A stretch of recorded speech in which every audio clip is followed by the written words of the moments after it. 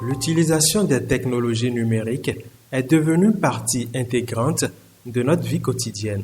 Bien que cela ait apporté de nombreux avantages, cela a également créé des problèmes sociaux et sécuritaires. L'un de ces problèmes est le harcèlement en ligne, un phénomène qui touche de plus en plus de personnes dans le monde et qui sévit également au sein de la jeunesse béninoise. Le harcèlement, c'est des actes répétitifs, c'est des gestes, c'est des paroles pour mettre une pression sur la victime en échange très souvent de faveurs sexuelles. D'une remarque déplacée à des messages agressifs, le harcèlement peut prendre différentes formes.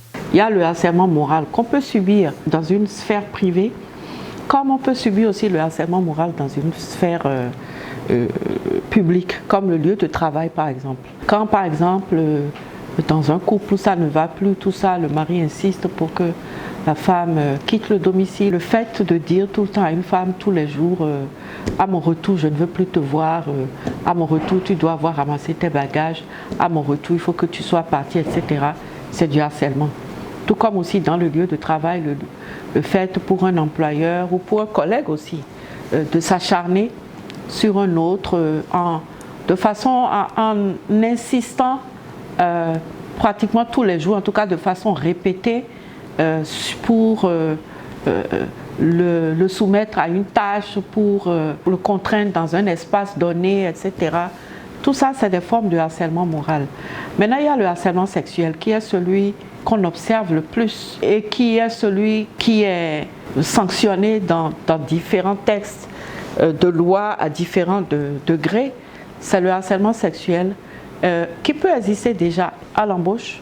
Vous avez le harcèlement sexuel dans le milieu de travail parce que dès déjà l'étape de recrutement, sans être déjà embauché, recruté, une personne peut subir du harcèlement sexuel. Et c'est d'autant plus pénible que comme la personne est à la recherche d'un emploi, elle est en situation de vulnérabilité. Et donc, il faut simplement imaginer quelqu'un qui cherche un travail depuis 5-6 ans et qui, dans le processus de son recrutement, est en proie à un tel harcèlement sexuel. Il faut vraiment une grande force de caractère pour ne pas céder. Simplement parce qu'on on se dit, j'ai enfin trouvé le travail. Bon, si c'est une étape, il peut arriver que les personnes disent, bon, si c'est l'étape ultime, autant la subir. Vous avez le harcèlement sexuel aussi en milieu d'apprentissage. Et là, c'est à la fois au niveau primaire, au niveau secondaire, mais également au niveau supérieur. Et d'ailleurs, plus on s'approche, on va dire, des périodes déterminantes de la fin d'un cycle, par exemple, et plus la vulnérabilité est grande. Le canal est donc ce qui différencie le harcèlement du harcèlement en ligne. C'est sur la toile, c'est en ligne. Et quand ça prend ce canal-là, le danger devient plus fort parce qu'on n'est plus forcément entre deux personnes. C'est toute une communauté qui est souvent concernée et là où la pression est très forte, c'est que le harceleur menace de dévoiler des informations qui sont d'ordre privé, menace de dévoiler ça à l'univers. On a coutume de dire qu'il n'y a rien de nouveau sous le soleil, hein. Cela se passait, mais comme les médias n'avaient pas les mêmes ampleurs qu'aujourd'hui, on l'ignorait plus ou moins, ou du moins on ne prenait pas la bonne tension. Maintenant que tout est démultiplié, les informations passent très très très vite. Donc à l'heure du TIC, on a l'impression que le phénomène s'est accru Hormis le harcèlement de rue ou celui au travail, il y a donc celui en ligne où les individus peuvent se sentir plus en sécurité derrière leur écran et être plus enclins à adopter un comportement inapproprié. Si les différentes formes de harcèlement sont liées les unes aux autres sur le plan sociologique, il convient tout de même de faire une nuance. Le lien entre ces différents types de harcèlement, c'est d'abord ces catégories qui sont en action, une qui agit et l'autre qui subit. Et aussi au niveau de la rue, on peut réagir vivement et faire voir qu'il y a cet acte-là qui se commet vis-à-vis de sa personne. Mais lorsque nous venons en milieu de travail, c'est pas si aisé de pouvoir prouver qu'on est harcelé. Et souvent, quand on veut se faire justice, quand on a envie d'être réparé et qu'on est au tribunal, c'est le défaut de preuve qui fait que parfois les actions n'aboutissent pas. Donc en milieu de travail, c'est davantage pernicieux. Et lorsque nous venons en ligne, le harcèlement est favorisé d'abord, si je puis ainsi m'exprimer, par la victime qui, par ignorance, a laissé traîner ses photos de nu ou a fait confiance à un ami et a partagé sa sextape, etc. Donc, elle a porté flanc quelque part pour donner le pouvoir à son harceleur afin de mettre la pression sur elle. Comme ces informations-là aussi peuvent être volées et utilisées par le harceleur à des fins que nous connaissons. Le harcèlement se produit dans des contextes différents, y compris en ligne. Dans ce cas, on parle de cyberharcèlement. Il en existe plusieurs formes. De plus en plus, grâce au développement du digital, du numérique, il y a de plus en plus de femmes particulièrement qui s'adonnent au e-commerce. Nous avons beaucoup de femmes qui ont ouvert des start-up, des entreprises en ligne. Et à l'occasion de l'exercice de ce e-commerce, elles font l'objet de cyberharcèlement où on veut leur extorquer de l'argent, etc. Mais il y a la cyberviolence à l'égard des femmes et des filles qui commence à prendre de l'ampleur. Sur Twitter, il y a ce qu'on appelle les Twitter Spaces, qui sont donc des espaces dans lesquels les jeunes s'expriment, discutent d'un sujet, etc. Les uns interviennent, etc.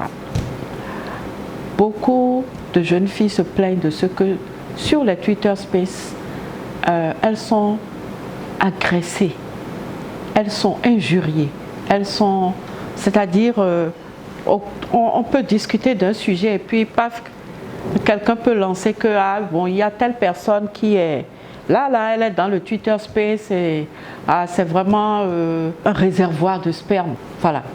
Je vous parle là d'un exemple de plainte que nous avons pu enregistrer. Donc voilà, et ça part en vrille. Et souvent ce sont les jeunes du sexe masculin qui lancent des choses comme ça. Et on peut ne pas dire le nom de la personne au début, quand on a lancé ça, et maintenant vous avez d'autres jeunes du sexe masculin qui disent donne-nous un indice pour qu'on devine de qui il s'agit. Et puis d'indice en indice, on finit par identifier la personne dont on veut parler. Et vous pouvez imaginer que d'abord, ça réduit énormément l'espace, le cyberespace des jeunes filles, parce qu'une fois que vous avez subi ça, vous désertez complètement un Twitter Space, alors qu'un Twitter Space est censé vraiment être un lieu d'échange sur un thème, sur un sujet donné. Vous avez la sextorsion, qui est cette forme de chantage par lequel on peut extorquer deux choses à une fille ou à une jeune femme.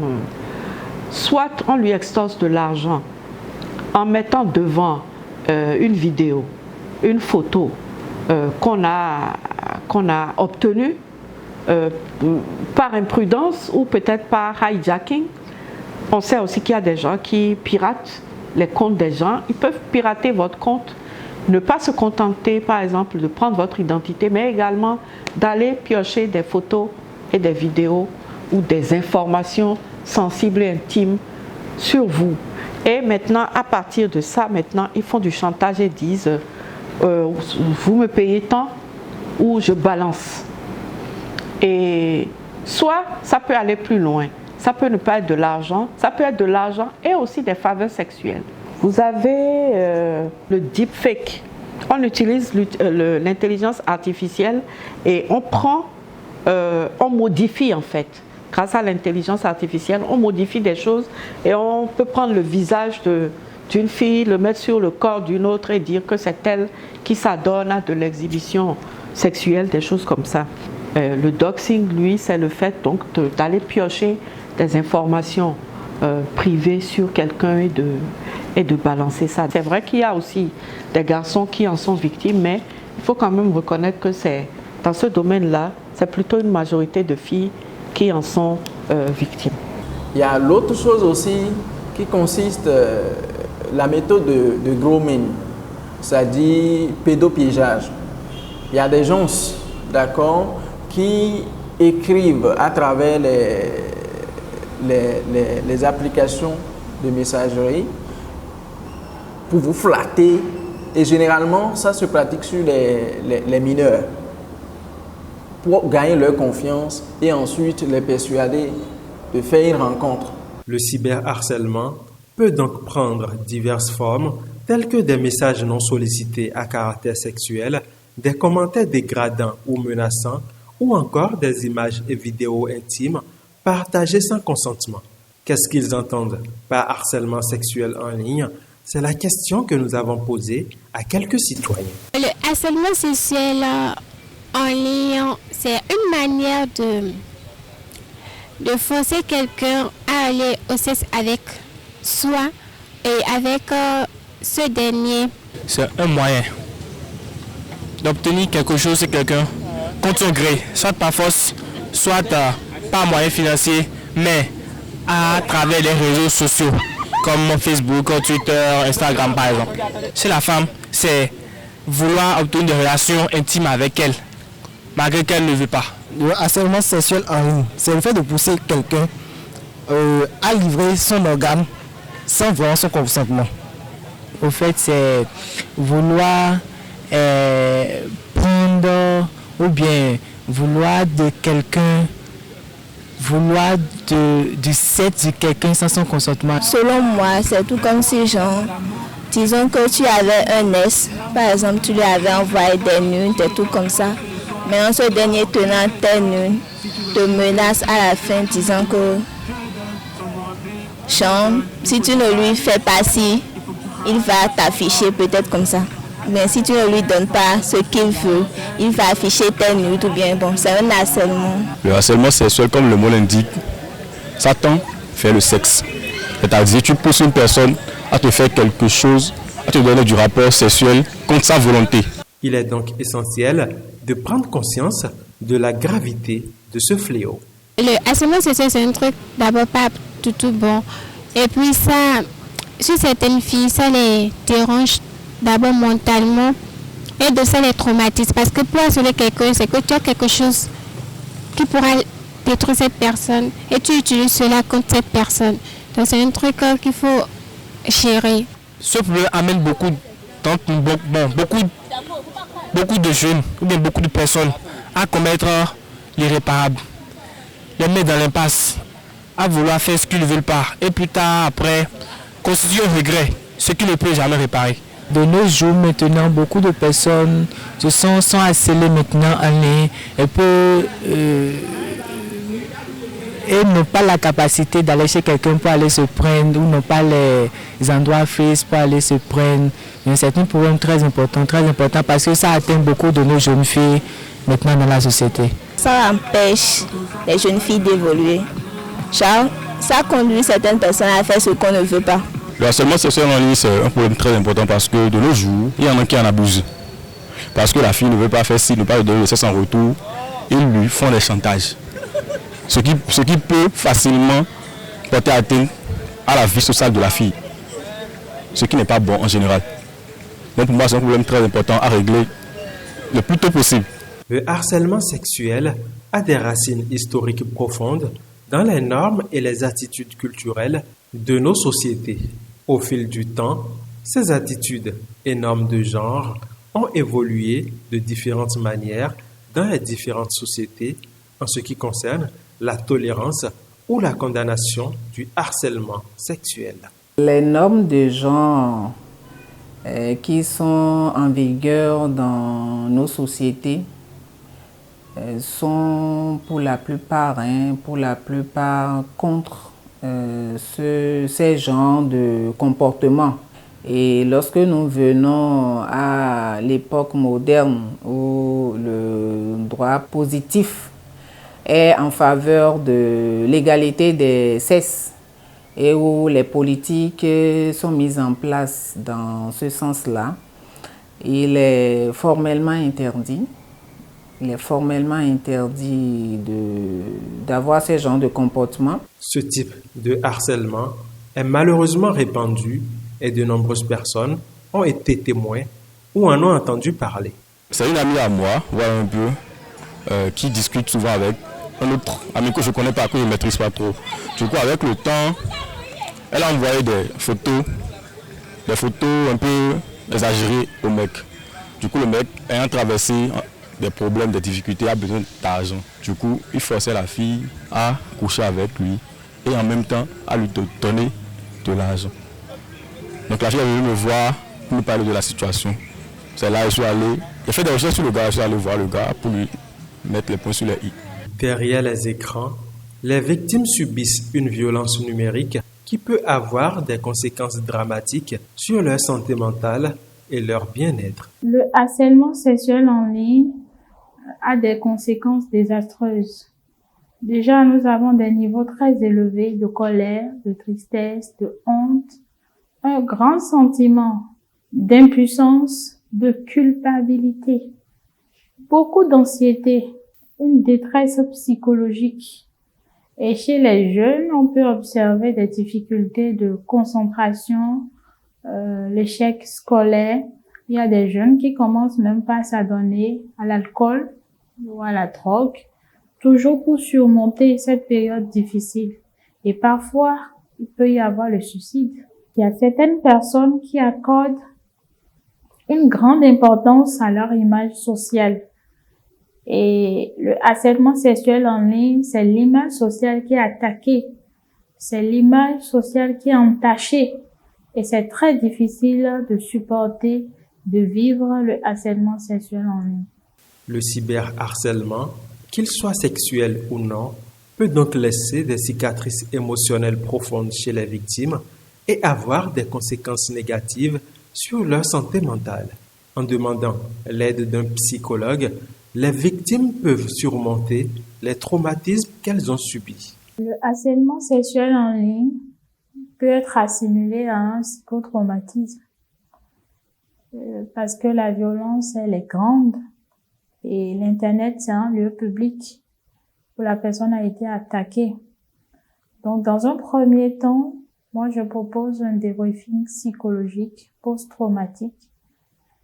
Et dans un deuxième temps, aider la personne à réparer son image, sa confiance et son estime.